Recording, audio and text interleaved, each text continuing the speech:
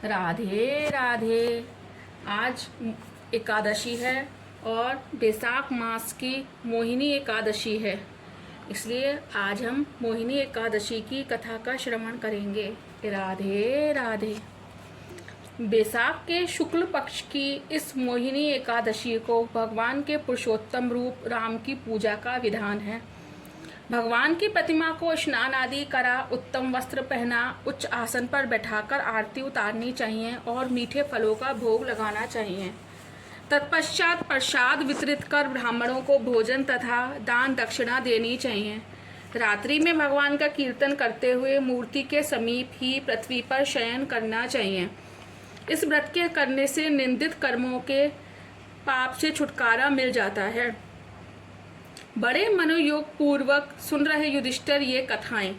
अब उन्होंने विनीत भाव से कहा, हे नटवर नागर, बैसाख मास के शुक्ल पक्ष की एकादशी के बारे में भी कथा सहित सब बातें मुझे उसी प्रकार बतलाइए जैसे आपने अब तक बतलाई हैं।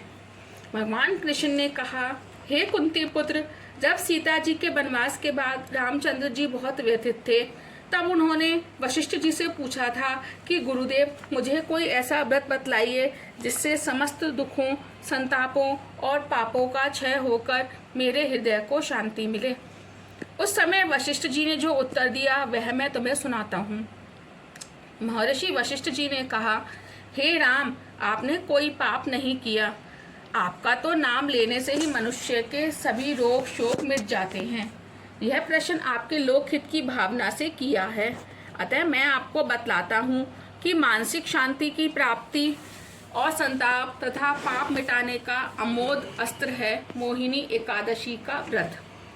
बैसाख मास के शुक्ल पक्ष की एकादशी को मोहिनी एकादशी कहा ही इसलिए जाता है कि इसका व्रत करने से मनुष्य के पाप तथा दुख दूर होकर वह मोह जाल से मुक्त हो जाता है। अतः दुखी मनुष्यों को यह व्रत अवश्य करना चाहिए। मैं इसकी कथा कहता हूँ, आप ध्यान पूर्वक सुनिए। सरस्वती नदी के किनारे बसी सुंदर और संपन्न नगरी भद्रावती में धुतिमान नाम का चंद्रवंशी राजा राज्य करता था। इस नगर में धन धान्य से परिपूर्ण धनपाल नामक एक वैश्य भी रहता था। वह वैश्य अत्यंत धर्मात्मा एवं विष्णु भक्त था। उसने नगर में अनेकों भोजनालय, प्याऊ, कुएं, तालाब एवं धर्मशाला आदि बनवाए। सड़कों के किनारे आम, जामुन, नीम आदि के अनेक वृक्ष लगवाए।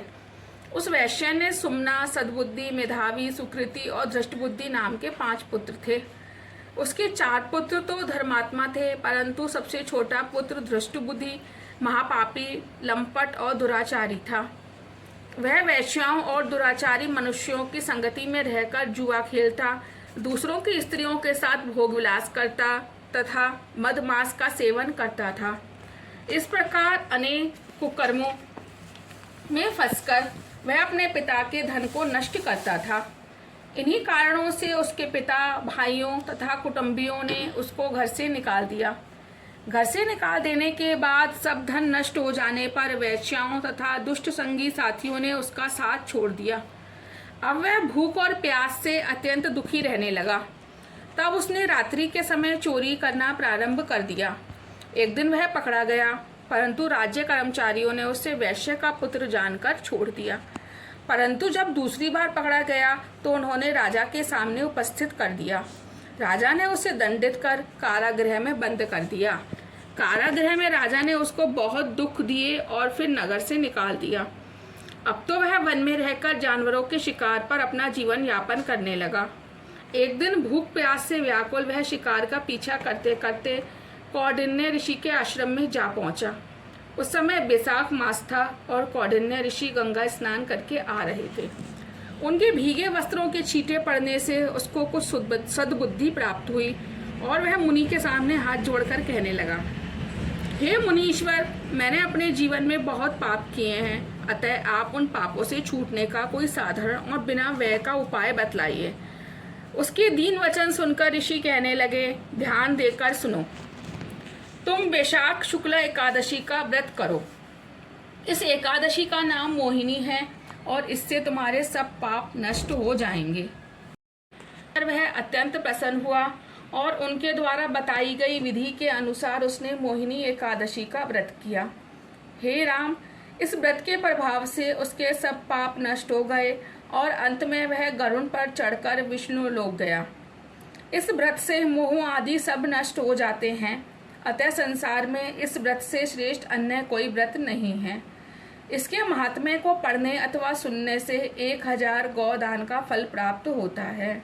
जय जय श्री राधे राधे राधे।